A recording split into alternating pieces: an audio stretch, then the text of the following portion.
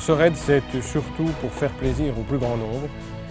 Ça permet à chacun de se faire sa petite 205, de venir dans le désert, prendre du plaisir, avec des budgets raisonnables. Et plus les gens prennent du plaisir, et moi également.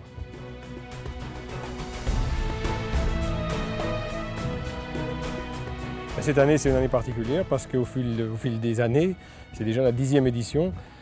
La première année, on a fait ça pour s'amuser. La deuxième année, on a fait ça un peu déjà plus professionnellement. Et après, on était pris dans l'engrenage compte tenu que les gens nous réclamaient de repartir. On n'était pas déjà fini l'édition sur le bateau, qu'on signait déjà les engagements pour l'année d'après. Donc ça, on a été porté un peu aussi par le succès et par nos clients, dont certains ont fait toutes les éditions, sans exception.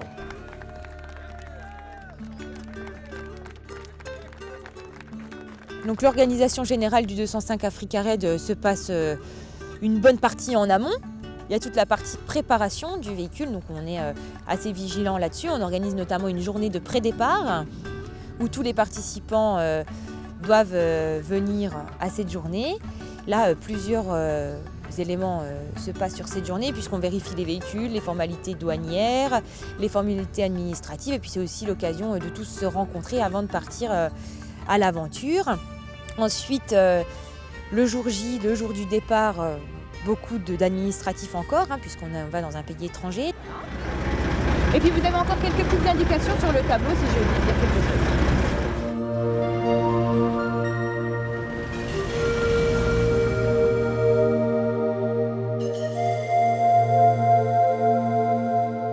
Je voudrais juste faire un petit appel vite fait pour voir si tout le monde est là. Est-ce que la numéro 1 est là? Alors bien sûr, la 1 et 2 personnes à chaque fois, la 2. L'objectif est de faire un briefing général à toute l'organisation, mais aussi à tous les participants. On récupère également leur passeport, leur carte grise pour qu'ils soient un petit peu bichonnés, qu'ils puissent profiter de leur traversée au maximum. Et nous, organisation, nous effectuons leurs formalités de douane, nous leur rendons leur carte grise et leur passeport le lendemain, déjà tamponnés avec les tampons spécifiques pour le territoire marocain afin qu'ils puissent vraiment profiter de cette traversée et pour être en forme pour attaquer les 10 jours 205 Africa Raid.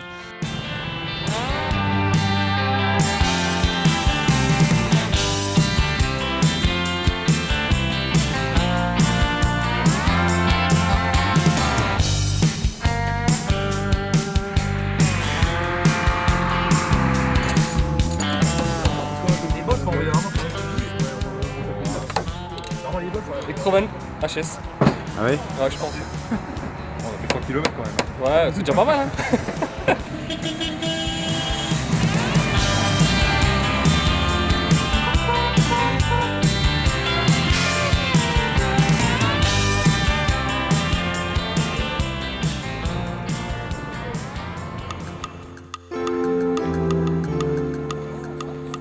Bonjour à tous, pour tous ceux que j'ai pas eu le temps de saluer ce matin, ça va, vous m'entendez suffisamment?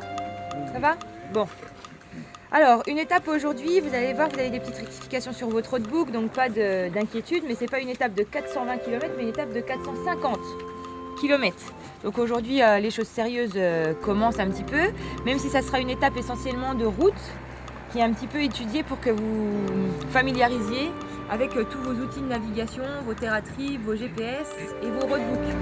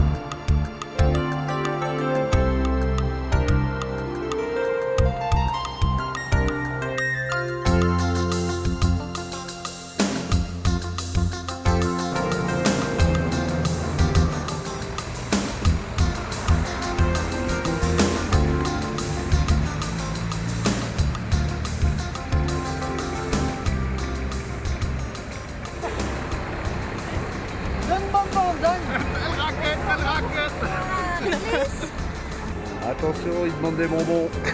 Il n'y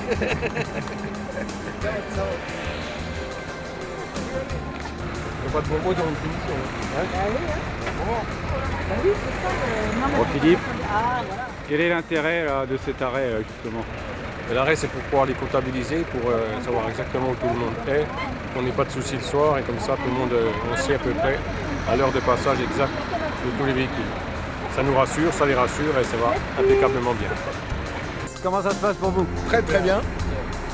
Pour un premier essai, c'est parfait.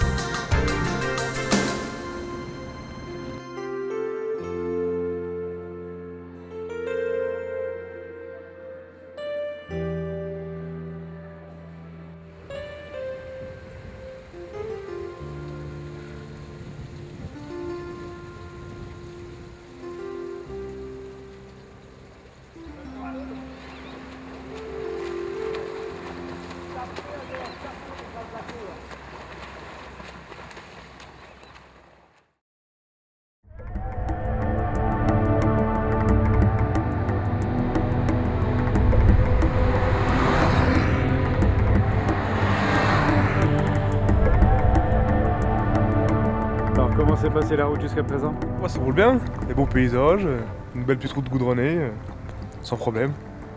On double un peu les camions, puis ça roule bien. Faut juste faire gaffe quoi. Ils conduisent bien aussi, hein. Ils savent pas en faire. Alors la traversée du col, les montagnes, c'était sympa? Ah oui, c'est sympa, ouais. Oh, les paysages sont magnifiques. Ouais.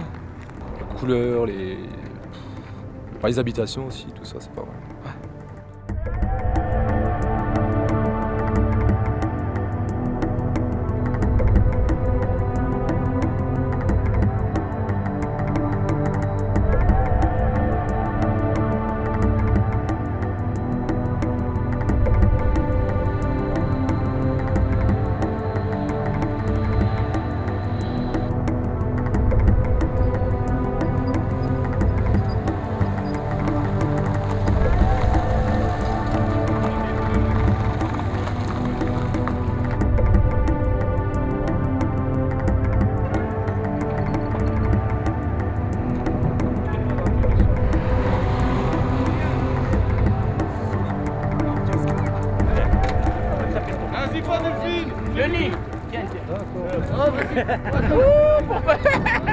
Tu m'embarques, tu me laisses partir avec les Marocains. Avec les Berbères. Viens faire la photo au magasin. Delphine. Delphine, Mohamed. Mohamed. Moi je fais Delphine. Approche-toi bien. Oh, je veux les photos, hein. Il fait le temps. Elle était pas mal là.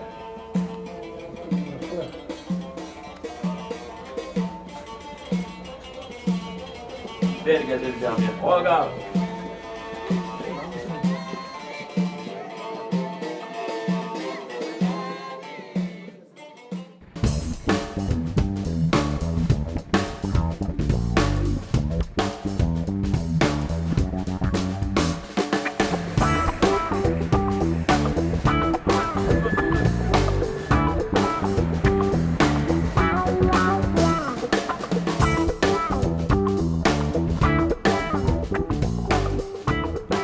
La voiture, vous la maîtrisez bien?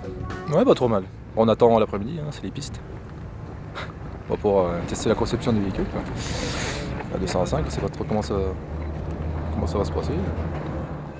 Alors la préparation d'une 205, si vous avez pour but de le faire qu'une fois, comme certains aussi, par rapport à ceux qui l'ont fait 10 fois, puisque nous sommes la 10e édition cette année, une 205, on protège uniquement le carter moteur, 2-3 points qui sont fragiles, bien que c'est une voiture très solide, et ça peut faire sans problème une année complète de raid. Après, ceux qui prévoient de le faire plusieurs années ou même de la prêter une fois à leurs enfants ou à la famille, Ceux-là préparent, mettent un carter à allure, élèvent le véhicule d'environ 7-8 cm et commencent à avoir des véhicules qui est très intéressant aussi pour eux, c'est-à-dire qu'ils font la totalité du raid sans ouvrir le capot.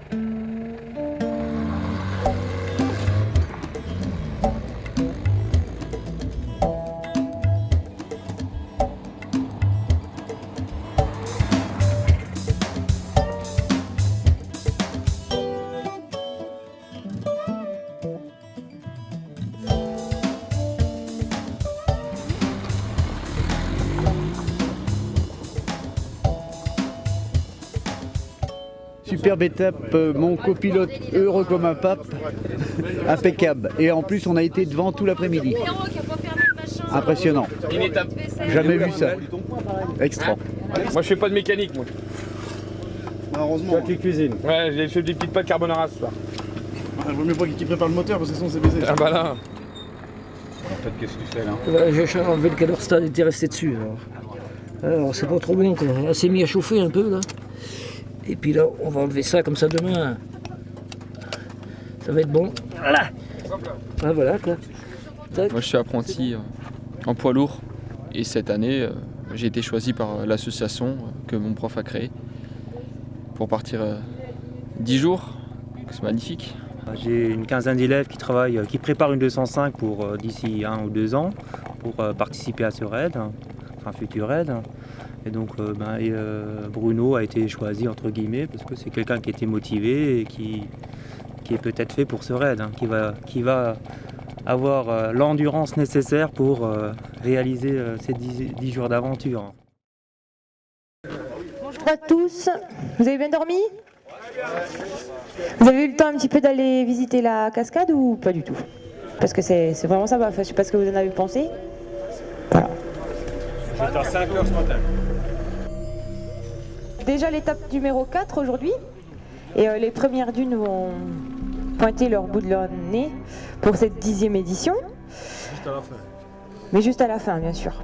Alors aujourd'hui, c'est des pistes essentiellement dans des palmeraies, avec des traversées de nombreux villages, donc soyez vigilants, en fait c'est vraiment une alternance entre palmeraies, pistes, villages. Donc roulez doucement parce qu'il y a quand même pas mal d'enfants dans ces petits villages. Mais cette piste va vous permettre d'admirer toute la vallée du Drap, mais de l'intérieur. C'est-à-dire qu'au lieu de la passer sur la route officielle, vous allez vraiment la passer, comme je viens de vous le dire, à l'intérieur des villages, donc ça va être assez sympa. Oui, c'est un transporteur, monsieur. Un transporteur?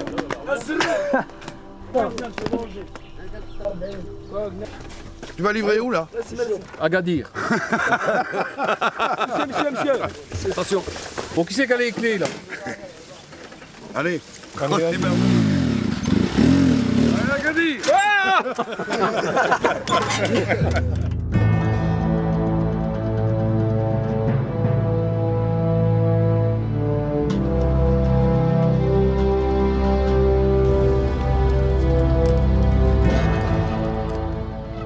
C'est magnifique, c'est le premier pour nous deux et je pense que c'est pas le dernier. Et voilà quoi, on découvre, il y a des choses à améliorer. Mais pour l'instant on est là, c'est qu'apparemment on doit pas être trop mal. Vous êtes arrivé à faire ce raid du coup, c'est venu comment? Et c'est de ma faute en fait, en regardant sur internet, je suis tombé sur un lien qui allait sur le site de l'Africa Raid, je suis tombé dessus et puis en voyant les images et les vidéos, je me suis dit que c'était fait pour moi. Et puis je l'ai embarqué dans mon histoire. À savoir que c'est mon gendre, que je ne demandais rien à personne, en retraite, tranquillos, et il m'a embarqué dans cette affaire. Il me fallait un mécano aussi pour préparer la bagnole en plus. Donc on a préparé la voiture ensemble et puis on s'aperçoit à l'usage qu'il y a encore beaucoup de choses à faire pour la rendre perfectible. Nous avons vraiment des clients de toute la France. Justement, on a des petits nouveaux du Nord, on a majoritairement cette semaine une équipe de jeunes, mais on a aussi les vrais baroudeurs comme Claude Burgard, que je remercie énormément puisque ça fait 10 ans qu'il fait le raid avec nous, donc c'est vraiment que ça lui plaît, ça fait 10 ans qu'il fait toutes les éditions, donc on va le remercier, on l'espère à la hauteur de ses attentes et on le remercie vivement puisqu'il nous fait confiance depuis si longtemps. Ça commence bien, des beaux petits passages là. Non là ça va, c'est pas violent là, c'est pas violent. Faut faire attention, on a les grosses pierres, parce qu'on coupe les pneus. Ah mais elle monte pas. Et première difficulté, hein, Philippe? C'est une petite difficulté de la matinée. C'est juste pour les mettre une petite mise en bouche. Le plus dur les attend. C'est rien. Attention, scorpion.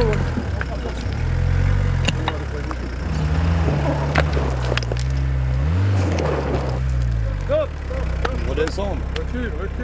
Bon, alors qu'est-ce qui se passe là? Un problème de côte. Un passage difficile. Un passage difficile. On va pousser. Allez. Vas-y. Vas-y.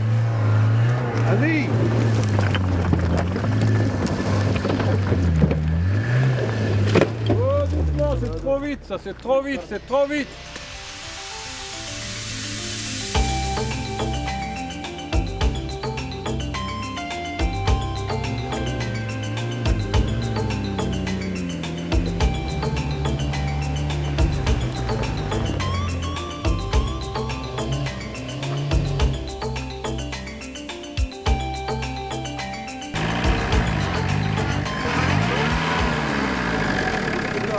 « 10 mètres de sable, premier enlisement. C'est mauvais pilotage. Donc voilà. C'est un apprentissage. Dû seulement au pilotage ou à la technique peut-être dégonfler? Mais c'était dégonflé devant, mais pas derrière. Mais donc c'était pas suffisant. Puis voilà, pas assez de puissance, pas assez de vitesse, et puis on n'arrive pas à passer. Hein.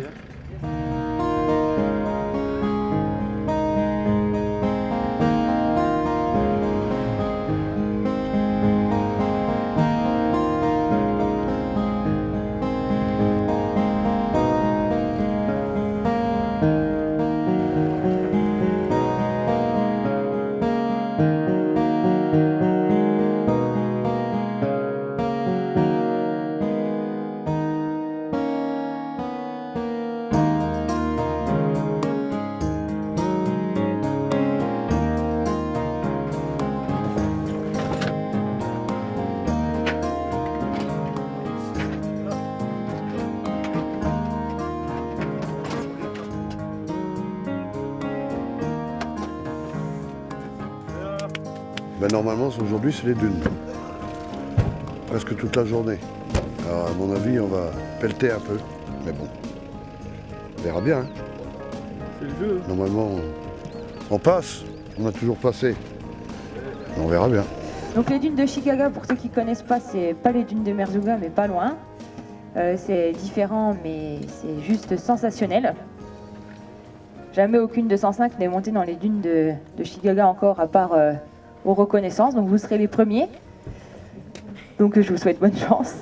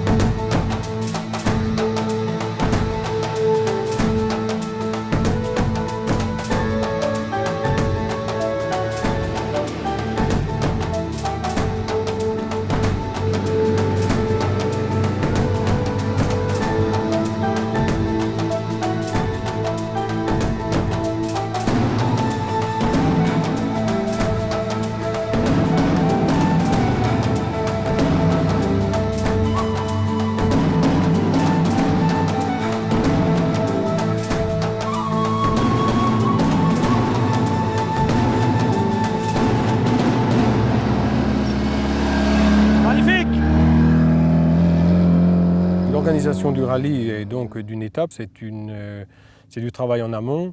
Et si vous voulez, on n'a rien inventé, on a copié systématiquement sur les grands rallyes. C'est pour ça que même la journée de pré-départ dont on parlait tout à l'heure, c'est vraiment calqué sur les grands rallyes pour que tout le monde soit bien dans ses baskets, bien dans ses papiers et que tout aille bien.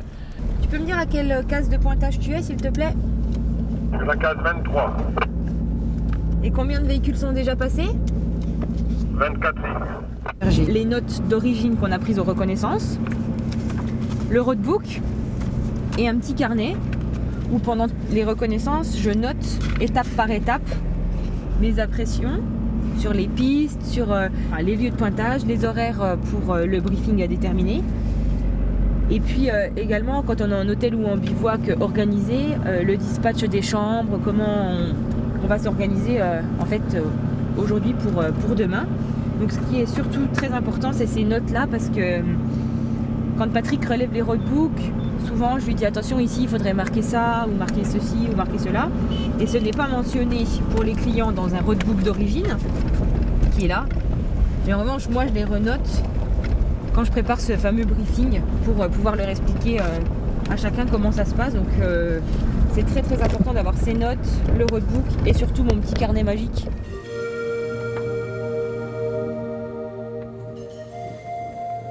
Et contrairement à d'autres, donc nous ce qu'on fait, on fait un ouvreur. Bon, bien sûr, on ne fait pas comme dans les grands rallyes avec un jour d'avance, on fait avec 2 ou 3 heures d'avance, ce qui permet de rectifier avant que les clients partent si une crevasse s'est faite il y a un mois en arrière. Et ça permet aussi de peaufiner la chose et toujours assurer la sécurité au maximum.